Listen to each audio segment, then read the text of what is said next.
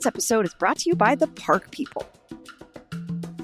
The Park People is a nonprofit working with communities to plant trees and improve parks for a healthy, resilient Denver. Home to the Denver Digs Trees program, the Park People has planted over 70,000 trees throughout Denver. Their Earth Day tree sale offers beautiful and practical shade, fruit, and flowering trees at 60% discounted wholesale prices. The sale takes place on April 19th from 10 a.m. to 12 p.m. at the Park People's offices at 450 Decatur Street in the Valverde neighborhood. Learn more about the tree species offered as well as the benefits of planting trees this Earth Day at theparkpeople.org. This episode is brought to you by TaskRabbit. Denverites know how to work hard and play hard, but you don't have to do it all yourself. TaskRabbit has been helping Mile High City residents for over a decade with everything from furniture assembly to minor home repairs. Don't let that to-do list ruin your weekend. Use the TaskRabbit app to describe what you need and find a skilled tasker in your neighborhood who can take it off your plate. And TaskRabbit offers transparent pricing. You'll see the hourly rate up front, which includes the tasker's rate and the service fee, so there's no surprises at checkout. Download the TaskRabbit app or visit taskrabbit.com today to get those home to-dos crossed off. Welcome to CityCast Denver. I'm Bree Davies, and here's what Denver's talking about.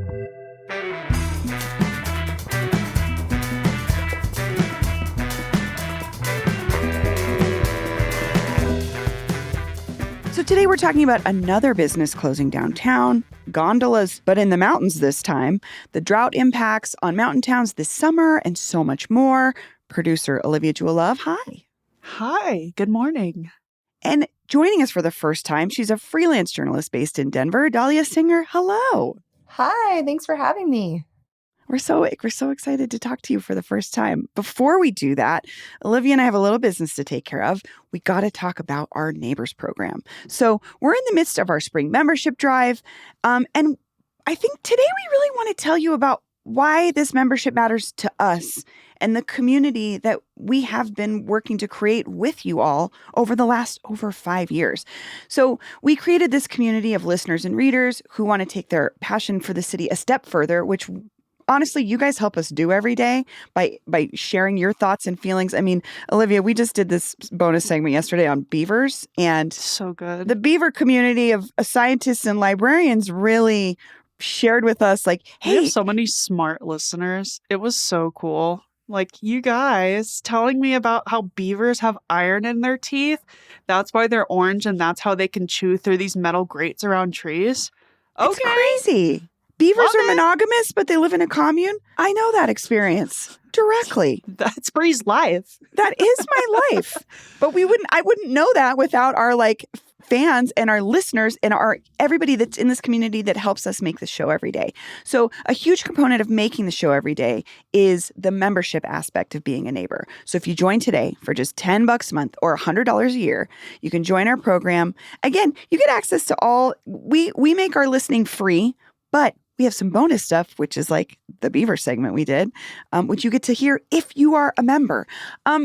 But Olivia, what do you love about the membership program? Like, what are your favorite perks and benefits? Because I think one of them is this cool new physical thing we get to give people. Yeah, I mean, the Oxford pennant is great. It's super cool. Says CityCast Denver. It's green. It's got a unnamed, unspecified horse on it. No relation to any other horse. It's just cool. But I think for me, I've probably told this story hundreds of times, but I keep telling it because I'm a broken record. But I love our member events. I think they're so cool. And we hosted one last fall, summer at Schoolyard Beer Garden. And one of our members showed up, Elise W., and she was like, oh my God, I'm such a fan. I love listening to the show. And then I just locked in on her husband and was like, oh my God, you were my middle school history teacher. Mind you, I grew up in Kansas. So this was my middle school history teacher from Kansas, who we are both now in Denver. And we reconnected at this event, talked about middle school, high school, all the stuff growing up in Kansas City, and now how we're both here. We both live in Denver. We love the city. And now I see them at every event. I talk to them all the time. And it's just so cool. That misconnection is crazy, but also just all the relationships you see forming at these events with people is so fun. I see people exchanging numbers, like making plans, doing stuff. And it's like really cool because of that shared interest about like love of the city, love of listening to the show, and just like a lot of cool people getting together and doing something fun. So I just love the meetups. I think they're so fun. And these are members only meetups, so you have to join to get invited. It's a special club. Something I want to say to what you were just describing is the connections that you make. Maybe you are new to the city, but clearly a lot of our listeners who are new to the city tune in because they want to know more. They want to be engaged. And then really magical, cool like moments happen like that, where you might cross paths with somebody that you knew previously or came from the same state that you did. And it's clear that you both really care about Denver. And I think that's what makes our membership program so cool. It's new folks to Denver. It's, longtime Denverites. It's just people that care about the city. So again, you can join us, membership.citycast.fm, just $10 a month, $100 a year. You get the pennant that Olivia was talking about. You get the bonus content. You get an ad-free podcast feed. You get a special newsletter every Monday that lays out the events for the week if you're looking for stuff to do. Oh my gosh, there's just so many cool things that you get. And it's just $10 a month. That's also awesome. Just the satisfaction of supporting local news. You can feel that Keep in your us in heart. business, baby. You have a superiority over others. Hold that over them, make them feel bad, make them join. Who knows? Make them feel bad enough that they want to join, maybe, because we do they want have FOMO them. of the pennant. They're like, oh, that looks so cool on your wall. I want one. So sign up today. That's a brand new thing. Membership.citycast.fm right now. Do it. Okay. Our first news topic. Another business downtown is closing. So this store, Moda Men, was a boutique store, or it is a boutique store. I'm sorry. It's open through the end of the month. It has been a boutique men's clothing store since the 1980s in various locations around Denver. But the current owner, John Johnson, says that after he moved his current shop from Larimer Street to Market Street in 2022, his business dropped by 55%, which is a crazy number to me. And then his shop was on Larimer before that for several years. And during the pandemic, his foot traffic dropped, or his business dropped by 30% even then. So it's been a rough time for him. And also, I just want to say this is all coming from a story from Business Den. They did some great reporting on it. We'll share a link in the show notes. But I mean, Dahlia, you've worked downtown. You've been downtown. One of the things that he talked about was just like the loss of not just foot traffic, but people who work downtown needing clothes to go to work. What did you think about this story? Yeah, I mean, I feel like he's dealing with like the double piece of there's less people downtown, there's less people working, and people aren't going to an office, so people don't need suits. I mean, obviously, I'm not a guy. I'm not wearing, and I'm just not a suit person. So I feel like he got like kind of hit both ways, but also that stretch of market, it's the worst. I mean, you guys know it's like a thoroughfare from I-25 and Spear. I feel like Moda Man now is next to that bar that's changed like 6 times. I think it's also closed, like that stretch, the bars across the street have changed a bunch of times. I mean, I feel like it's a tough retail spot in general. And it's just a tough, like no one's walking down that street. That's exactly what he was talking about. Like no one's going to that street as a destination. Yeah. I appreciate the context you're giving here for the actual physical street, right? Because like you said, it's a thoroughfare from I-25. If you're coming off I-25, if you're coming off Spear and coming into downtown, it's literally like 6 lanes that splits into two directions. And like 3 of those lanes, I believe, go down Market. And he said on top of the bike lanes being installed, parking is a struggle. So you're not getting foot traffic. You're not getting people that are parking to come downtown to shop for you. And you're right. Like a lot of the businesses around him moving from Larimer, where there were a ton of shops like his, where it was more of a destination. Like you're saying, a lot of these businesses are bars, which is fine, but they're not even open at the time he would be open. Yeah. So. Right. And like when I used to go down that street was when I was 23. Right. And I was going to the bars. I wasn't going to that street to shop. I was going at after my current bedtime. Right. I'm thinking about like places you would shop like while you're drinking. And like I don't think that like a formal wear store is going to be somewhere you hop into. But I also want to point out, I like just had this thought. This is really stupid, but I was like thinking about this while we were talking about like his COVID sales dropping. And I'm like, did his pant sales drop but his blazer sales stayed the same. The top half, because the Zoom half. everybody was on Zoom and they didn't need formal pants anymore. So he didn't sell any pants. I would like to see those numbers. Sorry, that's really dumb. No, it's not. They didn't get into his numbers, but it was interesting. Like, dropped by 30% during the pandemic, then 55% when he moved to just a less accessible street. And the thing that you're talking about, Olivia, I think is interesting because, like Dahlia was talking about, maybe for some of us older folks, that was a destination to go drinking and hanging out. And it may still be, but this idea of like shopping while you've had a couple drinks is not necessarily the vibe that's been there, but it would have been more on Larimer. Yeah. Absolutely. Yeah. Because you might have been to Rioja for dinner or, and then walked over to his store But also, is a coffee. Formal wear store somewhere you like stop into? I mean, I'm not in the market for men's formal wear, so I don't know, but it feels like something that you would be intentionally seek out. I have one more idea here that I've been thinking about because my brother works in a professional-ish space. I mean, he's not wearing suits, but he's like, business professional, business casual. The Lululemonification of men's workwear.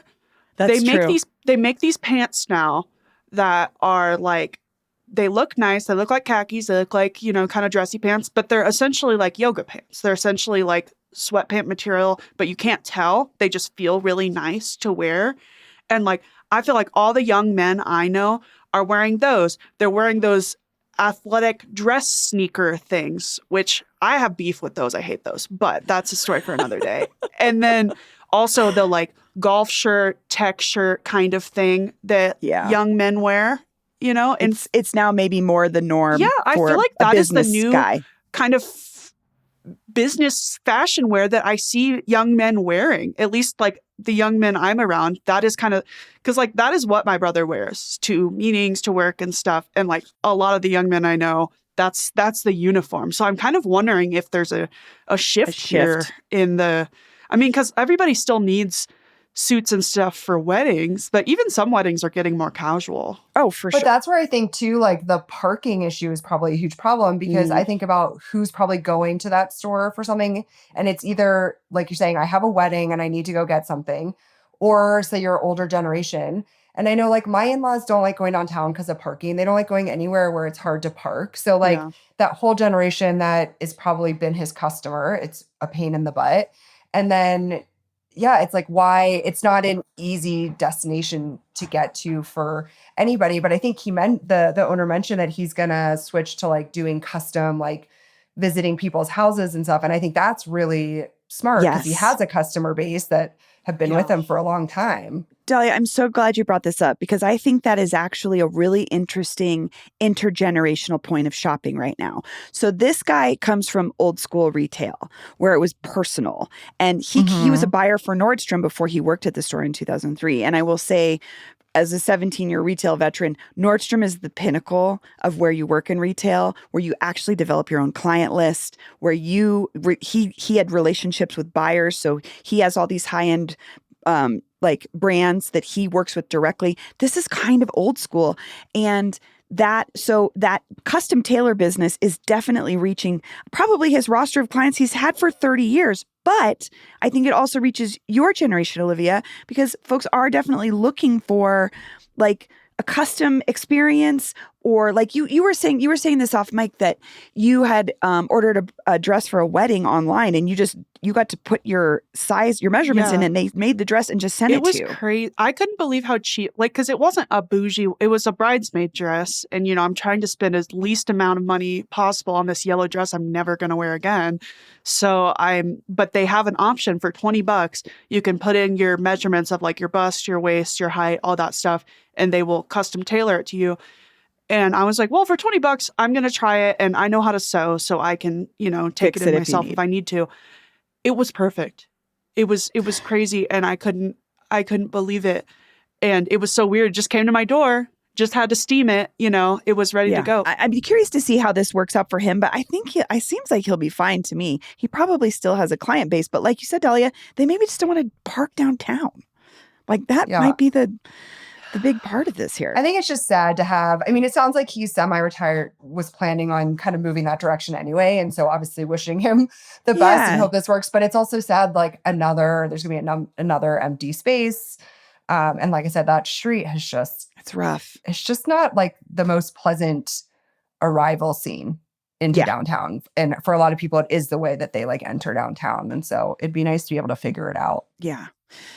Well, if you were a customer at Moda Men or you have experience in this realm, we would love to hear from you because I'm just so curious how folks are getting their clothes these days. If these kinds of services are attractive, like depending on what kind of job you have, where you are in life. Like, I don't know, Dolly, I was just thinking about this. Like, you have a kid. I don't know if I could borrow clothes because my kid gets his greasy hands and things all over my clothes all the time. But like this is different for every demographic of person. So if you have any thoughts on this, let us know. 720-500-5418. Okay, we're going to take a quick break, and when we come back, we're talking mountain towns.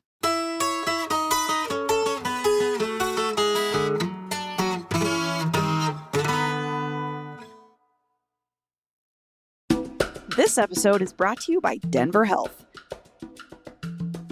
At Denver Health, emergency surgical care is built for moments when every second counts. Denver Health is the first hospital in the Rocky Mountain region to earn the Emergency General Surgery verification from the American College of Surgeons, a distinction held by only a small number of hospitals nationwide. It reflects their ability to respond quickly, coordinate across teams, and deliver high-quality care in urgent, life-threatening situations. At Denver Health, expert teams are ready to act, delivering the right care at the right time when it matters most. Learn more at denverhealth.org/experts. That's denverhealth.org/experts. This episode is brought to you by the Denver Department of Transportation and Infrastructure.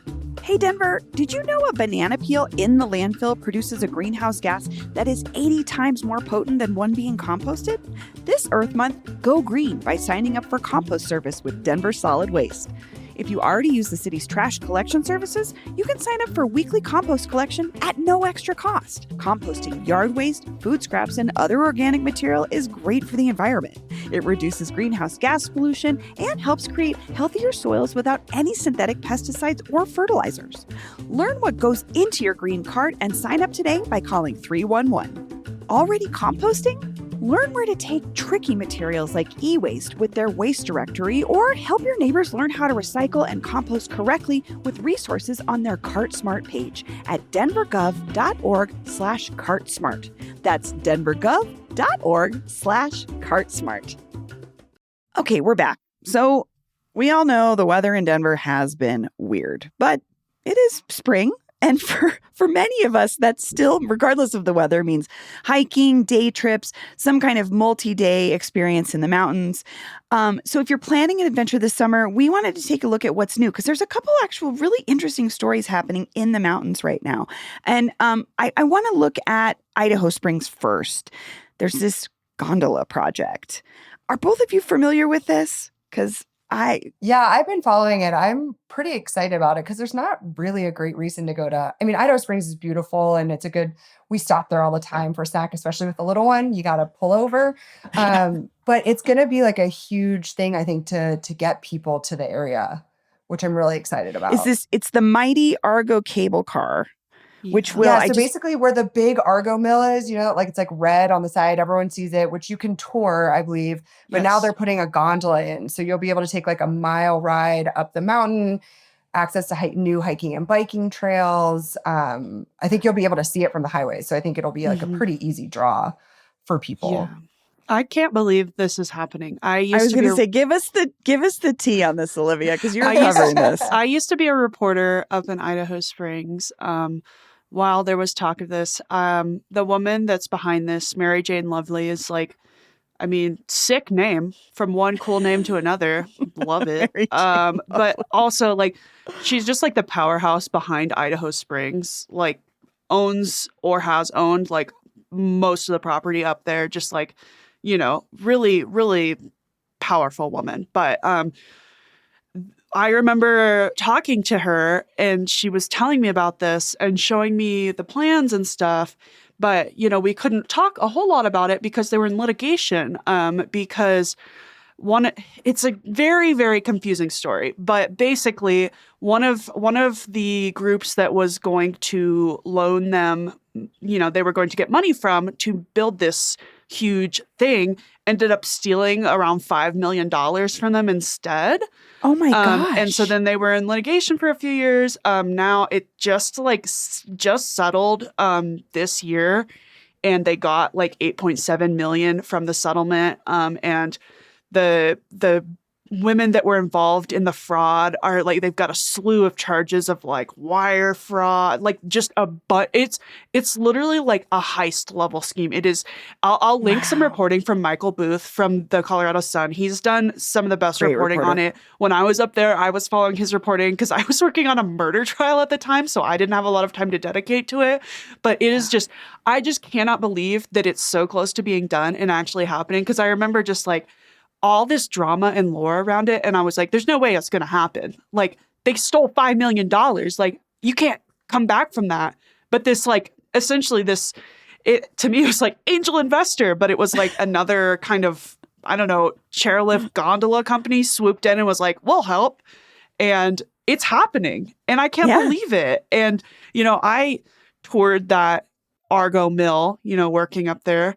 It's crazy. I mean, if you're a history buff and you want to hear about the gold rush and stuff, it's really cool and sad and weird. But like, I think it's so cool, like getting all these people to Idaho Springs. There's so much history in that town. It's crazy. And I just think the town really, really could use the tourism money. The boost. Well, it cost $71 million according to the Denver Post to build this thing. So It's not that $5 million is not nothing, but it looks like they really still had to do quite a bit of investment there. Yes. The other thing I thought was interesting was it will have 27 10-person gondola cabins, 5 of which are mountain bike carriers.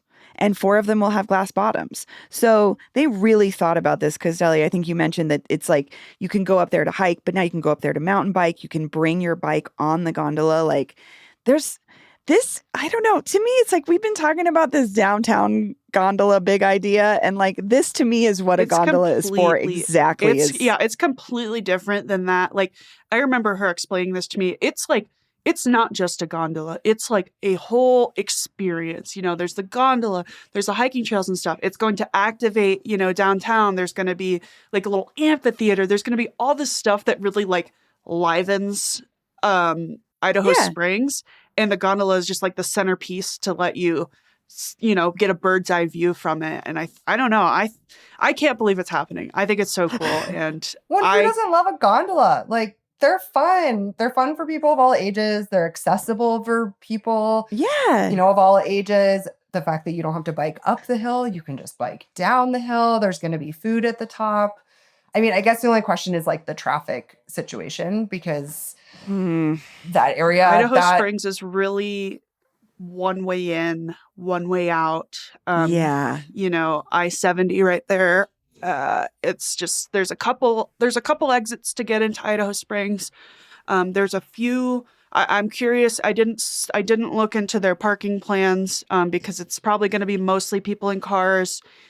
So I assume they're going to I mean, right now the parking is pretty good in Idaho Springs. They have a couple like big lots for anyone coming up there. But I think that's definitely probably going to be one of the big things. It's just another stop on I-70, and we all know what I-70 is like. And Ian, like you were saying, Delia, it's like a stop through when you're often heading somewhere else, like to get a drink, go to the bathroom. But now this will make it more of a destination. Yeah. So that traffic increase is no joke for sure.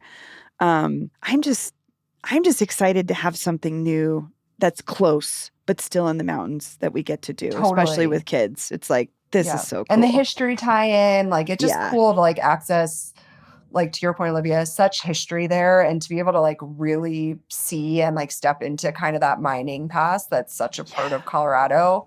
So close. You don't have to drive all the way to the mountains. I think it's going to be really cool. I mean, that tour is crazy. I learned so much about like just the conditions people worked in these mines. Like, they told me like they found out that the guys who smoked a pack a day were like, that was protecting their lungs from all the like other dust and like fumes and stuff. Because they were like, these guys that are smoking a pack a day aren't getting cancer as fast as these other guys. So they would like tell the new guys to like smoke a bunch to be able to like protect them. It's just like crazy lore. And like, I don't know, I went in a tunnel. I went in one of the tunnels there. It's wild. There's so much to do there. It's really cool. The other thing I'd love to hear from folks, anybody who grew up there. It's such a small town, but like my friend Warren grew up there. He's written in to us before about his feelings about Bojo's, which I found funny from someone that grew up there. But I just wonder how folks feel if you did grow up there, what that's going to mean. I mean, it's economic boom, but it also can totally change. I am curious how the locals feel. This place you grew up. Yeah, and how the locals feel now. Give us a call, 720-500-5418. Again, you can leave us a voicemail, which we love, or text us your thoughts.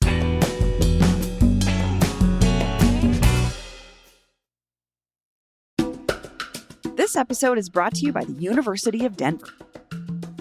The University of Denver is Denver's home for college sports. It's a place where championships aren't just victories, they're a tradition. This season, DU men's hockey captured its 11th national championship, more than any other college hockey program in history. 11 titles, 11 moments that are a reminder of what greatness feels like. But what makes these pioneers truly special doesn't stop at the final buzzer.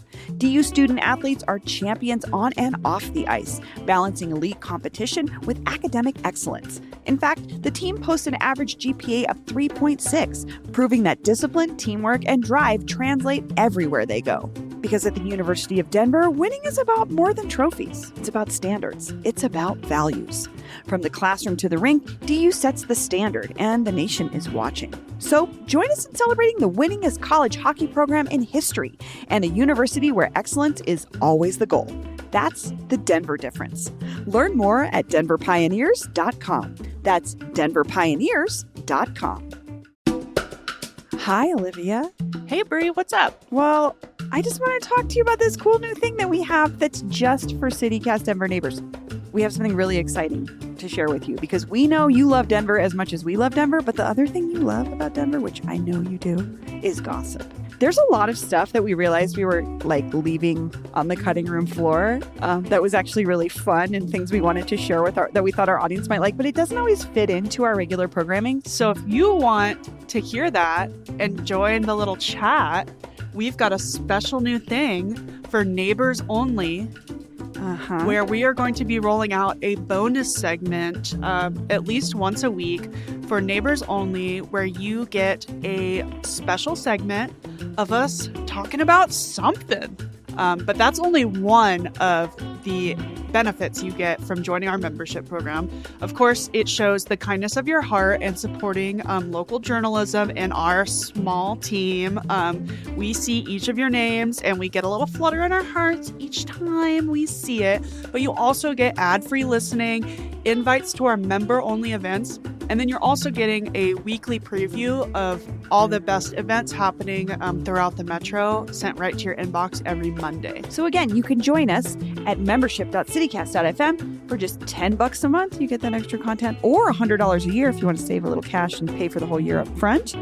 And it's just for you if you become a member. Okay.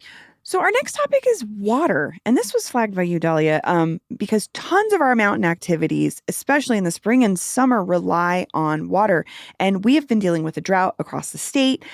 I mean, this is affecting everything. And I think this might be the first moment for some folks who are like, oh my gosh, wait, what about, I don't know, rafting, the things that I do in the mountains? Can you tell us a little bit more about like the impacts of the low snowpack and such on what we will be able to do in the mountains this spring and summer? Yeah, I mean, I think it's not completely clear yet because, I mean, as you probably saw, like we're forecasted to get snow on Friday and the mountains there was, good point.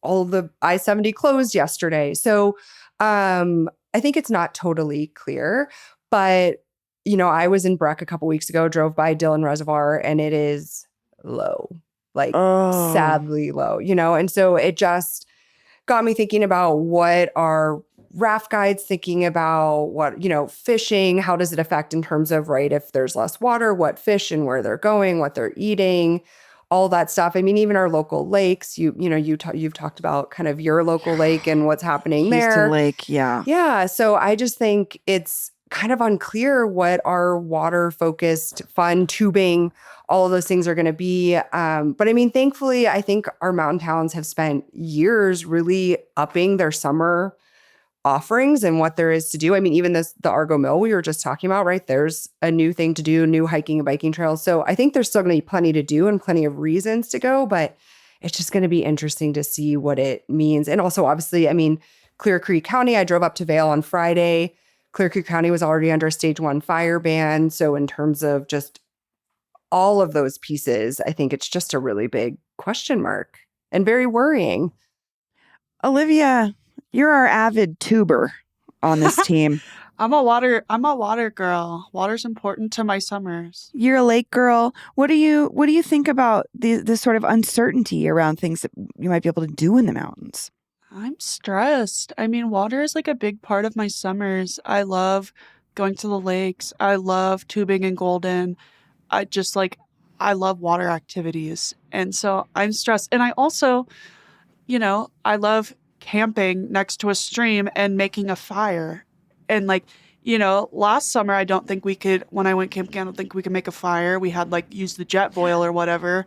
And it's just kind of takes that magic out of it, It's just not the same without a campfire. And it's just kind of a bummer. But there are plenty of other things to do. It's just, I don't know. I am such a body of water lady that I am worried, but it's still only mid-April. So I have some hope. I saw some stuff about El Nino. Maybe we've got some moisture coming our way. Mm-hmm. Yeah. So I don't know. I'm gonna try to remain hopeful. But yeah, a lot of my favorite summer stuff involves water. So we'll see. I know this is just such another facet of this reality of the drought that I personally hadn't thought about until we come to it. And then it's first we're talking about drought restrictions and how to save water at home. But then when you're thinking about what am I going to do for vacation and how it impacts so many different aspects of our outdoor life, which is, again, a huge reason why people are here in Colorado. To be fair, though, it might I just remember in the past on Clear Creek and Golden, where you everybody goes tubing in the summer. One of the things is sometimes it gets closed certain days in the summer because the snowpack is too high and it makes the water go too fast, and so it's dangerous. So maybe we'll just have less of those days. I don't know. Just trying to think positive here. No, that's helpful. Okay, well, despite the drought, mountain towns, there's still other things that drive folks. We go to Frisco every year because my in-laws have a condo, and I am not a water person, and I have plenty to do when I'm wandering around Frisco. But I want to talk about this too, because 2 Colorado towns were named on the top 10 list of best small towns in the West, which is fascinating. Breckenridge, which you mentioned, Ellie, is number 5. Palisade is number 1. What did you two think about this? I love that Palisade hadn't been on the list before from what I saw. And so I love the fact that it's number 1, and I don't feel like people outside of Colorado, they'll probably be like, what is Palisade? And it's the best little town. It is so cute. There's so much to do. It's so vibrant. The wineries, obviously peaches. But I think it's so cool because I think it's probably really unexpected for a lot of people. So I love that it's getting that kind of our wine country is getting that recognition. Yeah. This just literally solidified me. I have to go to Palisade now because I've never been, and I'm always I kind of want to go to Palisade. And now, reading this, I'm now I have literally no excuse. I have to go. Well, and you mentioned this, that the growing, it's the peach. It's known as the peach capital of Colorado. Palisade is located north of the Colorado River near Grand Junction, and a climate that yields a 182-day growing season, which is crazy. But again, more than 30 as well. 30 wineries. They have 30 wineries. Yeah. So again, like you said, I think, Delia, if people are not aware of Palisade, this is a really cool, first introduction. Is go have your wine weekend there. To get the hell out of brewery country and into wine country. Please. Get me out of here into wine country. Do you guys have a favorite mountain town? One that you that's your go-to? I want to say. Yeah. I love I have two favorites, Steamboat. Okay. And then I got married in Crested Butte. So Crested Butte's also a favorite. Oh. But I think they're just like a little farther away. Yeah. And they're real, like Steamboat's a real town. Obviously, it has a huge population that lives there full time. And so I just absolutely love it there. And speaking of tubing, so fun there. Yeah. Olivia? I also like Steamboat. I grew up skiing in Breckenridge, so it definitely has a special place in my heart. I also love Glenwood Springs. Me too. I've been to the Strawberry Festival there multiple years. Just so that fun. sounds I nice. I go camp there and then go to the Strawberry Festival. So that's really fun. Also not more of a on the way to the mountains towns, but like underrated Silver Plume. I bring it up a lot. So cute. Really cute little like kind of almost like ghost town vibes, but like a lot of really cool stuff not a lot. I said a lot. There's not that many cool things there, but it's small. It's cool. Worth a stop on your way up. Amazing coffee spot and bread bars. Bar. Yeah. So it's sick. Just such if you need some beautiful. it's gorgeous. It's if you need some cool. like photos taken, if you want to Yes. get like engagement photos or something, go to Silver Plume. It's gorgeous. Yeah, totally. I mean, I'm with you on Glenwood Springs. Longtime listeners know that's like where I go every single year. And again, Frisco every single year, multiple times a year. But again, having a place that we get to stay accessible makes it 10 times easier. So I don't take that part for granted. But that is like, yeah. I'm like, this is the one time a year my husband gets me to hike. So that's like, I am not a camper. And my son wants to go camping so bad. Oh. You wanted to go glamping. Go glamping. You could do like go stay in an Airstream. Get a campsite. Get a campsite that they have a nice bathroom. It's gorgeous. Go to a hotel. Like, why would I? That's not the same vibe. He wants to feel the dirt in his toes. Some of the glamping spots feel like a hotel, honestly. Yeah, true. You can do it. True. Yeah, maybe I'll do that. My husband and my son won't think that's as fun, though. Like, why don't they just really have a boys' weekend? Camp. They're going to do that. I heard Greg planning this with him. Nice. Delia, my son is almost 5, and so he's been begging Or you to go stay in the camping. beautiful glamping tent and tell them to pitch their tent outside with the bears. Perfect. It's like, I am not sleeping on the ground. My body does not want to do that at 45. Forget it. Well, okay. One more thing we wanted to talk about just for fun because, I don't know. We obviously all know the mountains really well in terms of like what we go there for, what we like to do. But it's that time of year too, especially in Denver, where you kind of don't know what to wear because it could be 80 degrees. It could be raining. So we all came with one item of clothing for a day in Denver or the mountains in the spring. Olivia, what is your one? Because this is your idea, girlfriend. Well, I was going to say, I was going to be basic and just say like a hat because the sun, don't get sunburned.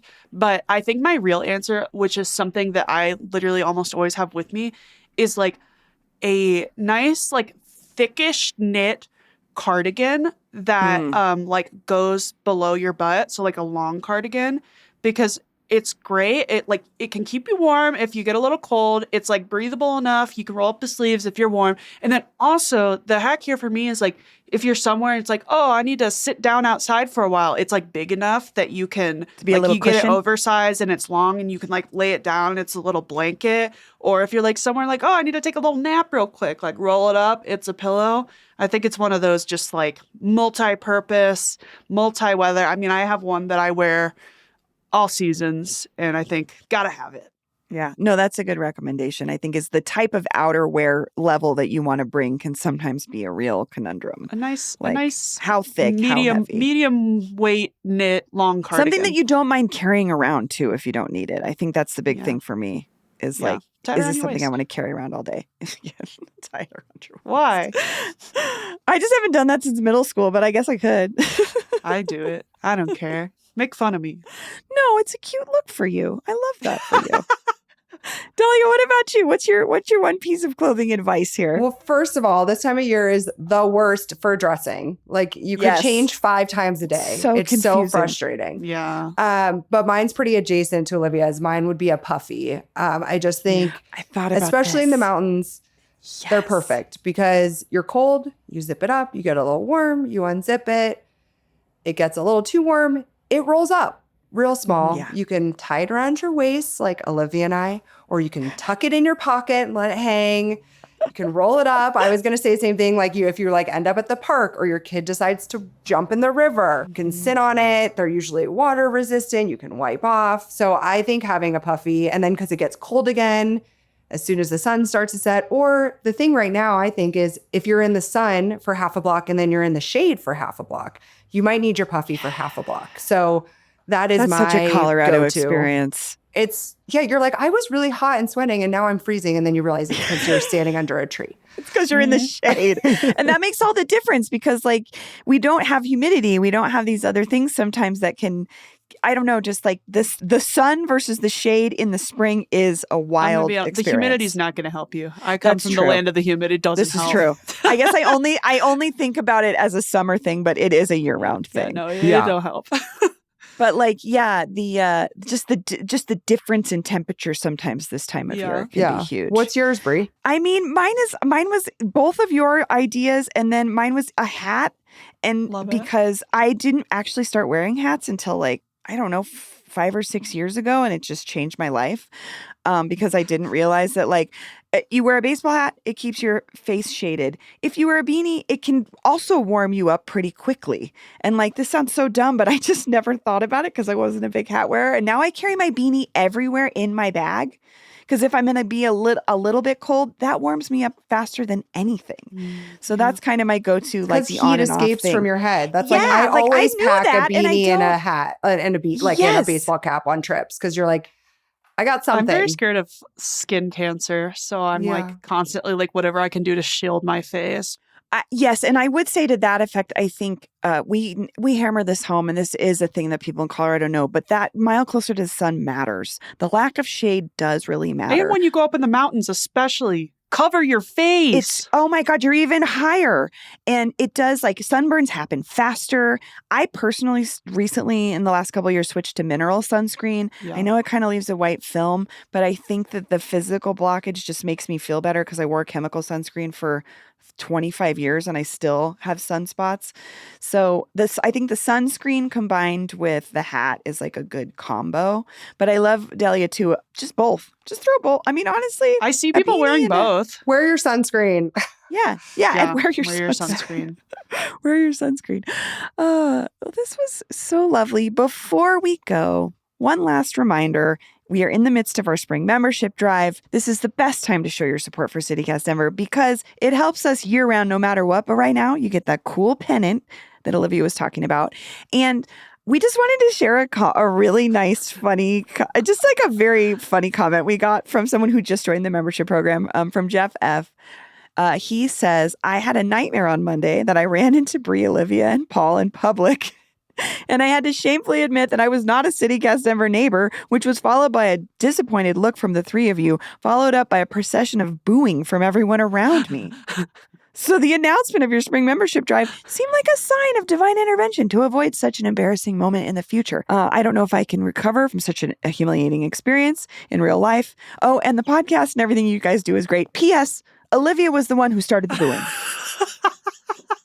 So, Jeff, first of all, thank you for sharing that. I also believe in divine intervention, and I think the universe was telling you something. Oh my God. As somebody who has dreams like this that are so specific, I totally relate to this, and I would start the booing, and I will boo you if you don't join membership right now. It's not malicious, though, by the way. It's booing from the bottom of my heart. Like, I love you, but join membership. So, be like Jeff. Join membership right now. Membership.citycast.fm.